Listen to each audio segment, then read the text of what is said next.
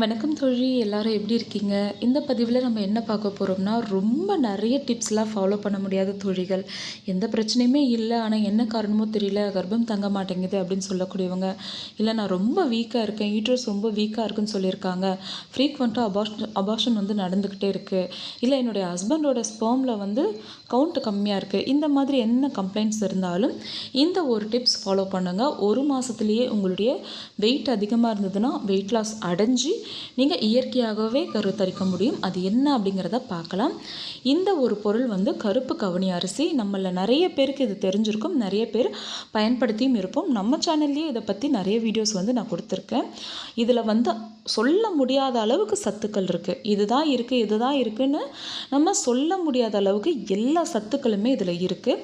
அது மட்டும் இல்லாமல் வெள்ளை அரிசி தொடர்ச்சியாக நம்ம எடுத்துக்கும் பொழுது நம்ம ரத்தத்தில் சர்க்கரையோட அளவு வந்து படிப்படியாக அதிகரிக்கும். நம்ம 3 வேளையுமே வந்து வெள்ளை அரிசியில் செய்த இட்லியோ தோசையோ அல்லது சாப்பாடோ இந்த மாதிரியே எடுத்துக்கிட்டு இருக்கோம் அப்படின்னும் பொழுது நம்ம ரத்த சர்க்கரை அளவு ரொம்பவே கூடுதலாக இருக்கும்.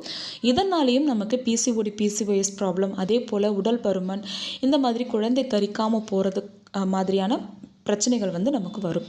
இதை தடுக்கிறதுக்காக வாரத்திற்கு 3 அல்லது 4 நாட்கள் இல்லை வாரத்தில் முழுவதுமே காலை நேரத்தில் நீங்கள் கருப்பு கவுனி கஞ்சி எடுத்துக்கலாம். இது வந்து உங்களுடைய வெயிட் லாஸுக்கும் சரி, ரொம்ப அதாவது பசி அதிகமாக இருக்குது, சாப்பிட்டுக்கிட்டே இருக்கேன் ஆனால் எனக்கு பசி எடுத்துக்கிட்டே இருக்குன்னு சொல்லக்கூடிய தோழிகள் இந்த கருப்பு கவுனி அரிசி ட்ரை பண்ணி பாருங்கள். 1 கப் 1 பவுல் நீங்கள் எடுத்துக்கிட்டிங்கனாலே கஞ்சி, அது அந்த அளவுக்கு உங்களுக்கு பசி உணர்வை வந்து கட்டுப்படுத்தி உங்களுடைய உடல் எடையை குறைக்கிறதுக்கும் கருமுட்டை வளர்ச்சிக்கும் கருப்பையை வந்து பலமாக்குறதுக்கும் தேவையான ரத்த ஓட்டம் கிடச்சி கரு நல்லபடியாக உருவாகிறதுக்கும் ரொம்பவே சப்போர்ட்டிவாக இருக்கும். நிறைய டிப்ஸ் சொல்கிறீங்க, எல்லாத்தையும் என்னால் ஃபாலோ பண்ண முடியலன்னு சொல்லக்கூடியவங்க இது மாதிரியான கருப்பு கவுனி அரிசியில் செய்த கஞ்சி வந்து எடுத்துக்கலாம்.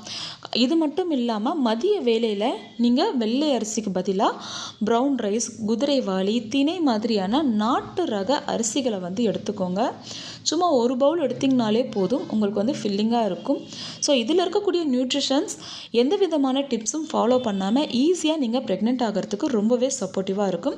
இது பெண்களுக்கு மட்டும் கிடையாது, ஆண்களுடைய விந்தணுக்களில் எந்த ஒரு பிரச்சனை இருந்தாலும் அதையும் சரி செய்து இயற்கையாக கரு உண்டாக ரொம்ப எஃபெக்ட் இல்லாமல் ஈஸியாக இந்த டிப்ஸை ஃபாலோ பண்ணிக்கோங்க. நம்ம சேனலில் நிறைய தோழிகள் வந்து சொன்ன விஷயம்தான் வந்து இது. அதாவது என்னால் எல்லாத்தையுமே ஃபாலோ பண்ண முடியல, ஒர்க்கிங் உமனாக இருக்கேன், நான் இந்த ஒரு விஷயத்தை மட்டும்தான் பண்ணேன், ஒரே மாதத்தில் எனக்கு கர்ப்பம் தங்கிருச்சுன்னு நிறைய தோழிகள் கமெண்ட் வந்து பண்ணியிருப்பாங்க. அந்த விஷயம்தான் வந்து இது. அதாவது ப்ரௌன் ரைஸ், கருப்பு கவுனி, இந்த மாதிரி நாட்டு ரக அரிசிகளை அதிகமாக எடுத்துக்கிட்டது. குதிரைவாளி, மாப்பிள்ளை சம்பா இதெல்லாம் வந்து பார்த்திங்கன்னா குழந்தை பிறக்கிறதுக்காகவே அந்த காலத்தில் புதுமண தம்பதிகளுக்கு அதிகமாக வந்து கொடுப்பாங்களாம். சில வீடுகளில் சீர்வரிசையிலேயே வந்து இந்த அரிசி வகைகளை வந்து வச்சு கொடுப்பாங்களாம். அந்த அளவுக்கு குழந்தை பாக்கியத்தை கொடுக்கறதுல இந்த அரிசி வகைகள் ரொம்ப முக்கியத்துவம் வாய்ந்ததாக இருந்திருக்கு.